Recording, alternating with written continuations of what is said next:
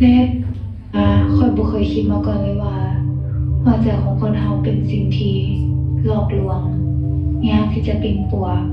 และเข้าใจกันบ่ได้ซึ่งใจของข้อยในอดีตก็เลือกที่จะฟังในสิ่งที่บ่เป็นความจริงเป็นซะส่วนหลายสิ่งที่ข้อยเลือกที่จะฟังในอดีตก็แม่นเสียงที่มันบอกว่าเจ้าดีบ่พอเจ้าบ่มีคุณค่าเจ้าต้องพยายามให้หลายกว่านี้อีกได้เจ้าจึงจะถูกยอมรับและเจ้าจึงจะได้ถูกรับจากคนอื่นหรือแม้บางครั้งเสียงนั้นก็จะบอกว่าเฮ็ดดีไปก็บ่มีประโยชน์บ่มีผู้ใดเห็นดอกเศร้าซะที่จะพยายามแม้กระทั่งบ่ว่าเจ้าสิให้มันดังส่ำใดก็บ่มีไผได้ยินแล้วก็เข้าใจเจ้าดอกซึ่งแน่นอนการที่ฟังเสียงเหล่านั้นอยู่ซ้ำๆข้อยก็รู้สึกว่าบ่ค่อยที่จะมีแรงจูงใจที่จะใช้ชีวิตปานใดหลายๆเทื่อก็บ่ได้ที่จะเปิดใจให้คนอื่นเข้ามารู้จักเพราะว่าเฮามันบ่ได้สมบูรณ์แบบเด้และเฮาก็อ่อนแอย่านว่าถ้ามื้อหนึ่งคนที่จะมารู้จักเฮาที่เป็นตัวตนที่แท้จริงของเฮาอีหลีเขาเจ้าจะรับบ่ได้เพราะฉะนั้นข้อยจึงเลือกที่จะแสดงออกไปในด้านที่ดีๆพยายามที่จะเข้มแข็งพยายามที่จะเฮ็ดจังใดก็ได้ให้ถูกย่องยอซื่นชมเพราะคิดว่านั่นเป็นทางเดียวที่จะได้รับความรักแต่ที่สุดแล้วตัวตนที่แท้จริงของข้อยเป็นแนวใดบ่เคยมีไผที่จะรู้ซึ่งข้อยก็ยอมรับว่าการดำรงชีวิตแบบนั้นมันอาจจะได้ผลแต่มันก็เมื่อยหลายสบายดีพี่น้องทุกๆคนว้าวข้าพเจ้ารู้สึกดีใจหลายที่ได้มีโอกาสที่จะมาแบ่งปันขับยานชีวิตที่พระเจ้าได้กระทำในช่วงระยะที่ผ่านมาเฮาเคยถือความรู้สึกมาควบคุมในชีวิตของเฮาบ่แม้ข้าพเจ้าเป็นคนหนึ่งที่มักจะเอาความรู้สึกมาเป็นหลักในการตัดสินทุกๆอย่างบ่ว่าในสถานการณ์นั้นจะเป็นแบบใดเฮาจะมักจะเอาความรู้สึกมาตัดสินโดยที่เฮาบ่คิดนานแล้วก็บ่คิดหลังว่ามันจะเกิดอีหยังขึ้นในขณะที่เฮาตัดสินนั้นแล้วโดยเฉพาะมันมักจะเกิดขึ้นกับคนที่อยู่รอบข้างเฮาค่อนข้างใหญ่แล้วพอมารู้สึกตัวอีกทีก็รู้สึกว่านี่มันบ่แม่นตัวตนของตนเองมันแค่เป็นความรู้สึก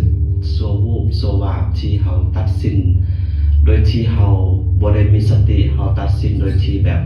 เฮาอยากเว้าอีหยังเฮาก็เว้าไปโดยที่เฮาบ่คิดว่ามันจะเกิดอีหยังขึ้นก็เลยรู้สึกว่ามันบ่ค่อยเฮาตีกับตนเองหลายปานใดที่มักจะเอาความรู้สึกมาเป็นหลักในการตัดสินหรือว่ามาเป็นหลักในการดำรงชีวิต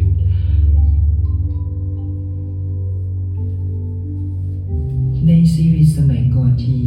ได้รู้จักกับพระเจ้าค่อยก็ใช้ชีวิตไปวันๆบ่ได้มีจุดหมายการใช้ชีวิตไปเพื่อหยังและก็เป็นคนหนึ่งที่ใช้ชีวิตในกับการเล่นเกมเวลาเรียนของค่อยก็เรียนเพียงแต่ในห้องเท่านั้นและก็บ่ได้ตั้งใจในการรับเรียนพอคิดแต่กับการเล่นเกมหลังจากหักเลิกเรียนสิ่งแรกที่จะเห็นเป็นการเล่นเกมเท่านั้นถ้าถามว่าค่อยเล่นเกมหลายปานใดถ้าเป็นมื้อพัก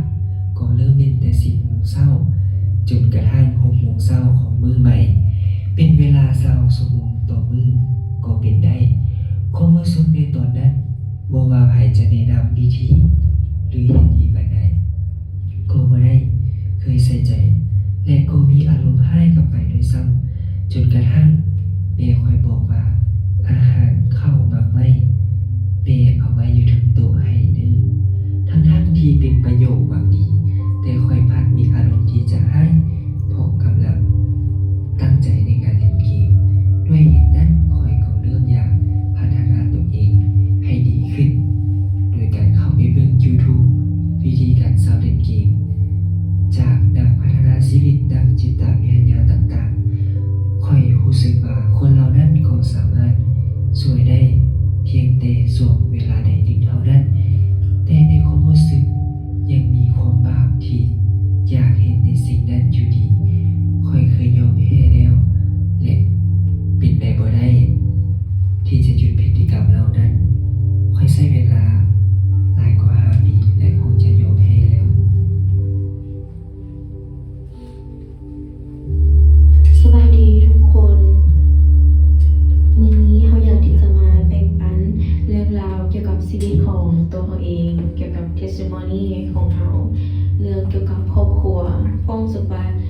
ที่หนึ่งของเฮาคือครอบครัวที่สมบูรณ์แบบคือครอบครัวทั่วไปมีพ่อมีแม่มีน้องสาวที่นะคะเป็นครอบครัวหนึ่งที่อบอุ่นแต่ในมือหนึ่งที่สิ่งที่เกิดขึ้นกับเฮาคือพ่อแม่เพิ่นตัดสินใจที่จะแยกทางกันด้วยเหตุผลอย่างบ่มีไผที่จะสามารถบอกเฮาได้เฮาเป็นเด็กน้อยคนหนึ่งอายุ15-16 ปีที่จะต้องไปฟังคำพิพากษานั่งอยู่กลางศาลระหว่างพ่อกับแม่แล้วต้องเลือกว่าตัวเองจะอยู่กับใครจะอยู่กับพ่อหรือแม่ในช่วงเวลาตอนนั้นเฮารู้สึกทรมานและเจ็บปวดที่สุดเพราะว่าเฮาบ่สามารถเลือกได้ถ้าเฮาเลือกได้เฮาอยากที่จะให้พ่อกับแม่อยู่นำกันแต่สุดท้ายผลมันบ่ได้เป็นแบบนั้นในมือที่พ่อเพิ่นเลือกที่จะออกไปจากเรือนเฮาคิดหยังบ่ได้เลยนอกจากย่างไปหาพ่อกับแม่และบอกว่าเฮาบ่สามารถอยู่นำกันได้บ่มาเป็นครอบครัวคือเก่าบ่ไปบ่ได้บ่ในตอนนั้นแม่ได้ยู่เฮาพักของเฮาไปหาพ่อและบอกว่าเบิ่งนี้ลูกเจ้าและยู่เฮาไปหาพ่อแทนที่เฮาจะได้รับความอบอุ่นจากพ่อคือเก่าแต่กลับกลายเป็นว่าพ่อบ่ได้รับเอาเฮาซะแล้วเฮาก็ลงไปนั่งอยู่กับพื้นแล้วเนี่ยเบิ่งพ่อกับแม่เถียงกันเป็นภาพที่เฮาบ่เคยเห็นมาก่อนเป็นภาพที่เฮาบ่เคยคิดว่าเฮาจะเห็นคือกันเฮารู้สึกว่าในณตอนนั้นเฮาได้รับความรักมันตลอดแต่ว่าในมื้อนั้นเฮารู้สึกว่าบ่มีไผรักเฮาเลยพ่อกับแม่เขาเจ้าบ่ได้รักเฮาแล้วว่าแล้วถ้าบ่รักเฮาแล้วสิเกิดเฮามาเฮ็ดหยังแล้วเฮาต้องอยู่ในโลกนี้จังได๋ถ้าครอบครัวบ่สมบูรณ์แบบนี้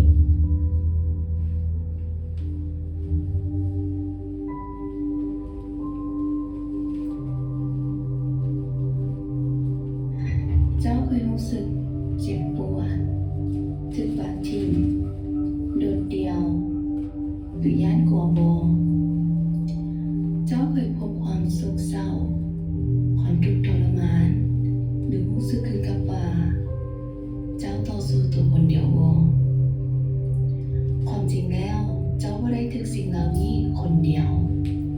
นี่เป็นประสบการณ์ของมนุษย์เฮาทุกคนเนื่องจากความบาปและเวรกรรมที่พวกเฮาแก้ไขบ่ได้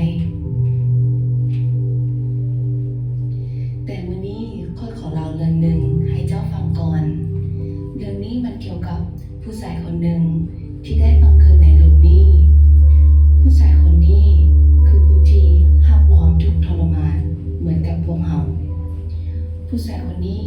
มีพละอำนาจสูงแต่เป็นคนถ่อมตนผู้ชายคนนี้เกิดมาเป็นกษัตริย์แต่ดำเนินชีวิต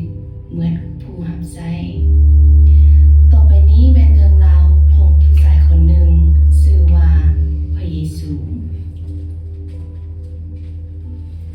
พระเยซูเกิดมาจากครอบครัวหนึ่งซึ่งพ่อแม่ของเราเป็นคนทุกข์ยากและได้เกิดอยู่ในห่างหญ้าใกล้กับสัตว์ที่อ้อมหอบอยู่แต่ในคืนที่เราได้เกิดนั้นมีดาวลึกลับดวงหนึ่งส่องแสงมาจากสวรรค์ดวงนี้เป็นสัญญาณและหมายสำคัญถึงสิ่งยิ่งใหญ่ที่จะเกิดขึ้นจากผู้ชายคนนี้เมื่อพระเยซูเติบใหญ่ขึ้นดาวได้เฮ็ดสิ่งอัศจรรย์หลายประการที่บ่มีมนุษย์คนใดเฮ็ดได้เราสามารถรักษาคนป่วยเฮ็ดให้คนตายกลับมามีชีวิตอีกและขับไล่ผีจากผู้คนได้ในขณะที่พระเยซูเห็นผู้คนเจ็บปวดเราร้องไห้และเห็นใจนำและเข้าใจ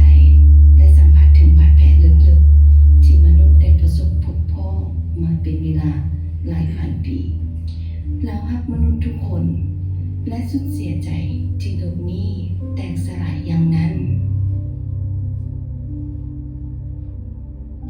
แต่ในเวลาเดียวกันนั้นมีหลายคนบ่มักเราโดยเฉพาะผู้ที่มีอำนาจในสมัยนั้นพวกเขาอิจฉาเราและต้องการที่จะฆ่าเราแม้แต่หมู่สนิทคนหนึ่งที่อยู่กับเรามาเป็นเวลา3 ปีก็ได้หักหลังเราและปรารถนาให้เราตายพระเยซูทรงรู้สึกโดดเดี่ยว เนื่องจากเหตุการณ์เหล่านี้ เมื่อหนึ่งกลุ่มคนที่เกลียดชังพระเยซูก็ได้จับตัวเราและทรมานเราอย่างหนัก พวกเขาบอกว่าพวกเขาบ่ต้องการเราแล้ว และจะเฮ็ดทุกอย่างเพื่อกำจัดเราออกจากโลกนี้ พวกเขาได้วางกลอุบายที่จะฆ่าเรา สุดท้ายแผนของพวกเขาได้สำเร็จ พวกเขาได้ขึงเราไว้ที่แถวไม้กางแขนพระเยซูถูกการปฏิเสธ การสูญเสีย และความอับอายที่ร้ายแรงที่สุดสามนั้นบ่พอหมู่ของเรายังหันหลังให้กับเรา และบ่มีไผอยู่เคียงข้างเรา ในเวลาที่เรากำลังทุกข์ทรมานทางร่างกายและจิตใจ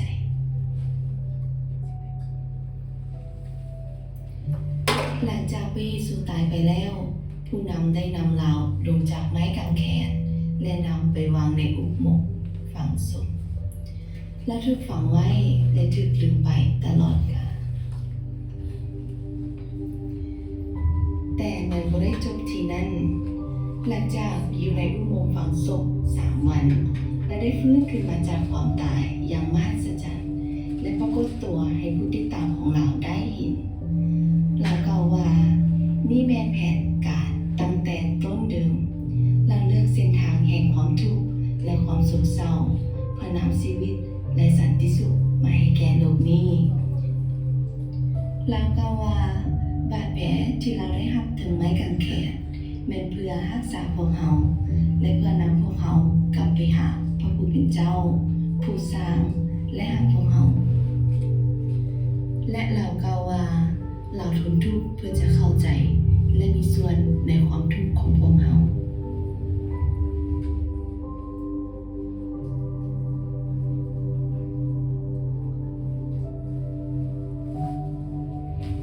หลังจากที่ข่อยได้รู้จักพระเยซู เหมือนกับว่าพระเจ้าได้ดึงข่อยขึ้นมาจากหลุมแห่งความมืด หลุมแห่งความตัวต่างๆ ที่บอกว่าเจ้าดีบ่พอ เจ้าบ่มีคุณค่า ความรักของพระเจ้าและความจริงของพระเจ้าได้ทำลายเสียงตัวนั้นไปหมดถ้าข่อยก็รู้สึกว่าข่อยก็เบาขึ้นหลาย เพราะว่าข่อยบ่ต้องแบกรับภาระต่างๆ ที่จะต้องได้พยายามเฮ็ดให้ถูกต้องตามความคาดหวังของตัวเองที่จะต้องดีที่สุดที่จะต้องเก่งที่สุดที่จะต้องพยายามแล้วก็รู้ว่าบ่ว่าตัวเองสิล้มเหลวเพียงใดตัวเองสิเฮ็ดผิดพลาดหลายเพียงใดก็ยังสิถูกรับจากพระเจ้าแล้วก็บ่มีสิ่งใดที่จะมาหยุดพระเจ้าที่จะบ่ให้รับข่อยได้และรู้สึกว่าความรักตัวนั้นแหละมันเฮ็ดให้ข่อยรู้ว่าว้าวข่อยมีคุณค่าหลายปานนี้เลยว่ะและความรักที่ข่อยถูกรับจากพระเจ้ามันเทียบบ่ได้แล้วรู้สึกว่าข่อยก็ยินดีที่จะอ่อนแอแล้วก็ยอมรับความอ่อนแอ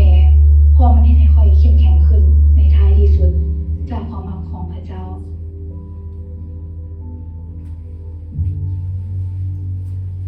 หลังจากที่ความรู้สึกมาควบคุมชีวิตของตนเองรู้สึกว่ามันบ่เป็นในสิ่งที่ตัวเองต้องการก็เลยมาตั้งหลักหรือว่ามาตั้งสติหรือว่ามาอธิษฐานหาพระเจ้าบอกให้พระเจ้าช่วยเอาความรู้สึกเหล่านี้ออกไปโดยที่เราบ่อยากที่จะได้ชีวิตเป็นแบบนั้นโดยที่เราบ่อยากจะเอาความรู้สึกมาเป็นหลักในชีวิตของเราแล้วข้าพเจ้าก็ได้อธิษฐานฟังเสียงของพระเจ้าแล้วเอาทุกสิ่งทุกอย่างที่มันเกิดขึ้นในขณะนั้นให้พระเจ้าเป็นผู้ที่ทรงนำพาเพราะว่าเราได้เชื่อและไว้วางใจในองค์พระผู้เป็นเจ้าให้พระเจ้าเป็นผู้ที่ปลดปล่อยในสิ่งนั้นปลดปล่อยในสิ่งที่เขาบ่อยากเป็นถ้าเขาเจอในสถานการณ์แบบนี้ข้าพเจ้าตั้งใจพี่น้องว่าให้เขาที่จะอย่าเข้าที่จะเว้าหยังออกไปให้เขาที่จะนั่งแล้วก็นั่งสงบจิตสงบใจเพื่อที่เขาจะฟังเสียงของพระเจ้าว่านี่มันเป็นความรู้สึกของเขาบ่หรือว่ามันเป็นสิ่งที่หัวใจของเขาอยากเห็นฉะนั้นเมื่อเขาได้คำตอบแล้วเขาจะให้พระเจ้าเป็นผู้ที่ทรงนำพาอย่างนี้ถ้าบ่มีพระเจ้าข้าพเจ้าก็บ่รู้ว่าความรู้สึกเหล่านั้นมันจะมาอีกเมื่อใดถ้าว่ามันมาเราก็จะใช้วิธีเก่าคือเราจะอธิษฐานหาองค์พระผู้เป็นเจ้าเพราะว่าพระเจ้ามันเหนือกว่าทุกสิ่งทุกอย่างเพราะพระเจ้าเป็นผู้ที่ควบคุมชีวิตของเราพระเจ้าเป็นผู้ที่ควบคุมทุกอย่างอยู่ในโลกนี้ฉะนั้นสิ่งสำคัญคือ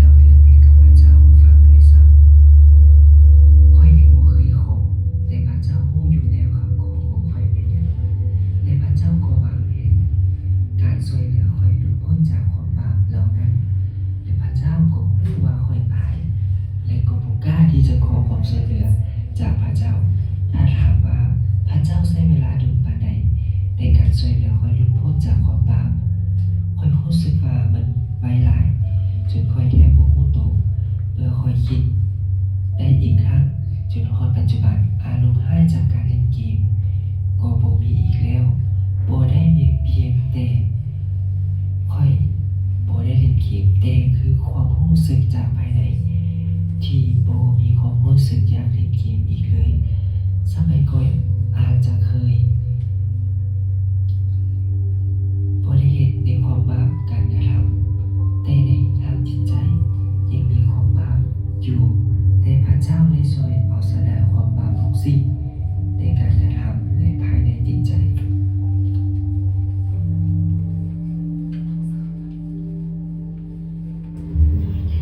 ในตอนนี้เราเห็นเพียงผู้หญิงคนหนึ่งที่เราเคยสดใส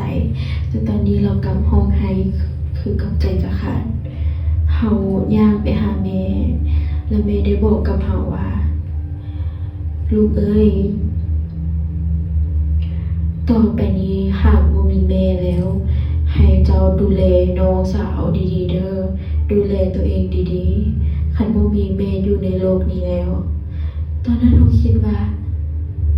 นอกจากเราจะสูญเสียครอบครัวไปแล้วเรายังต้องสูญเสียแม่เราไปอีก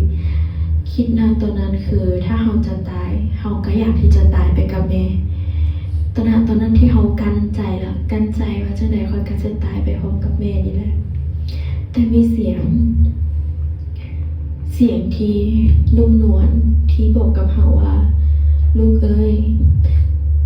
จงลุกขึ้นและย่างไปกอดเอาแม่ของเจ้าไว้ตอนนั้นเขาก็ลุกขึ้นและย่างไปกอดเอาแม่โดยไม่มีคำเว้าอย่างจะคำและแม่เขาก็บอกกับเขาว่าแม่ขอโทษต่อไปแม่จะอยู่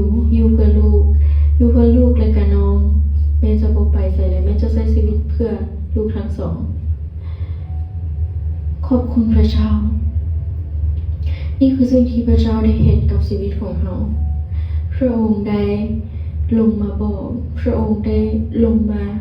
เพื่อจะให้เรารู้ว่ายังบ่ถึงเวลาของโลกเทื่อพระองค์ได้มารักษาจิตใจของเรารักษาโดยการที่มอบความรักอันบริสุทธิ์ความรักอันบ่มีเงื่อนไขของพระองค์ที่มอบให้กับเราจนเรารู้สึกว่าขอบคุณพระเจ้าในทุกๆมื้อที่มีพระองค์พอตอนนี้เราบ่ได้รู้สึกขาดแล้วถึงเราบ่มีพ่อที่เป็นพ่อของเราอีหลีแต่เรามีพระเจ้าพระองค์เป็นพ่อของเราเป็นพ่อส่วนนิจนิรันดร์เป็นพ่อที่มีแต่ความรักให้กับลูกสาวคนนี้ขอบคุณพระเจ้า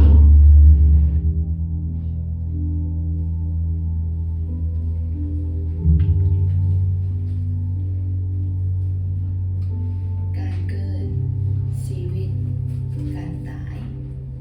และฟื้นคืนจากความ